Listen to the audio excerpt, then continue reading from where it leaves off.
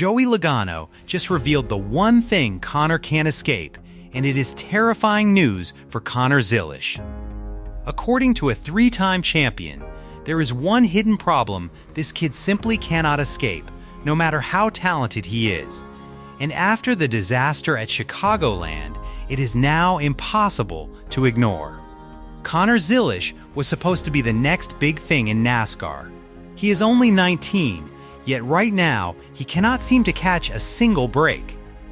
If you have been watching the Cup Series this year, you have noticed something truly alarming. This kid was called a generational talent. People said he would win fast, but so far, it just has not happened. If you want the real truth about why Zilisch is struggling and what Logano actually thinks, hit that like button and subscribe right now. Your support helps us bring you these deep dives every single week. Connor Zilisch drives the No. 88 Chevrolet for Trackhouse Racing. He came up through the O'Reilly Auto Parts Series, where he was flat-out dominant. Depending on the report, he won between 10 and 13 races last season. He nearly won the whole championship, losing in a close battle to Jesse Love.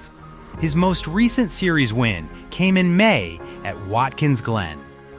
So when he jumped to the Cup Series this year, everybody expected big things immediately. But the Cup Series has been a completely different story. Let us talk about Chicagoland because it perfectly sums up his entire season. NASCAR returned to Chicagoland Speedway on July 5th for the Aero 400. Zilisch started 21st, running right in the middle of the pack. As the field took the green flag, everything fell apart instantly. Ricky Stenhouse Jr. got squeezed into the outside wall. Then Eric Jones made contact in that same spot, spinning Ryan Preece directly into Connor Zilisch. It was a chain reaction, and Zilisch was simply an innocent bystander. NASCAR summed it up perfectly. There was nowhere to go for Connor Zilisch. His car got collected, spun around, and slammed hard into the inside wall.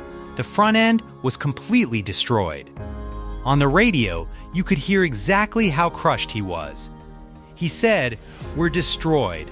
I am sorry, guys, oh my. Can't get anything to go for me." He finished dead last again. But here is the truly scary part. This was not a one-time deal. Check out these numbers. In his last 7 races, the No. 88 car has been caught in a wreck 5 times. He has finished 30th or worse 9 times this season. He crashed in 3 consecutive races at Charlotte, Nashville, and Michigan. Then he ran 23rd at Pocono before crashing again and finishing 37th in San Diego. He entered Chicagoland with an average finish of 27.1 and 6 DNFs. Right now, he sits 34th in the standings, worse than every single full-time driver except one. The week before, there was a genuine bright spot at Sonoma. Zilisch grabbed his first career top 10 finish, coming home in 7th place. Afterward, he said, "It felt good to have a clean run. We needed a day like this to go into next week with something to build on." You could feel the real hope in those words. And then 1 week later, it was all gone on the very first lap at Chicagoland. That has to sting. So here is where everything gets interesting. Someone who knows exactly what Connor is going through decided to speak up.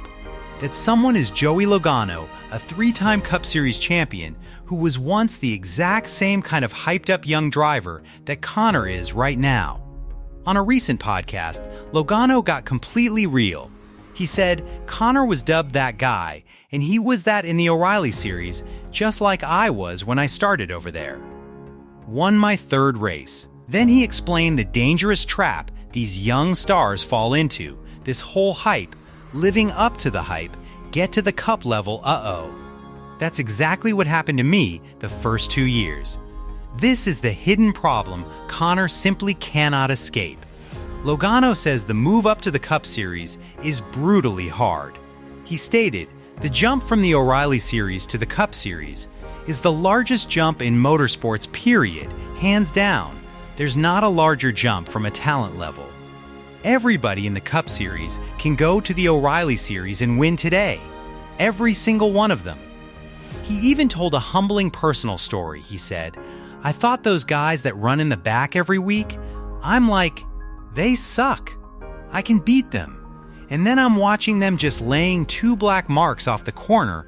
I'm like, holy cow, these guys are really good. And I couldn't keep up." So what is the real secret? Logano made it clear it is not raw talent. Connor already has plenty of that. It is the tiny details learned only through years of experience. He explained, the drivers knowing what they need in their team, in their car, and how to just manipulate so much stuff, that's what makes them great, and it takes years to do it. Connor will do it. He even called Connor a diamond in the rough, adding simply, he just needs to be around long enough.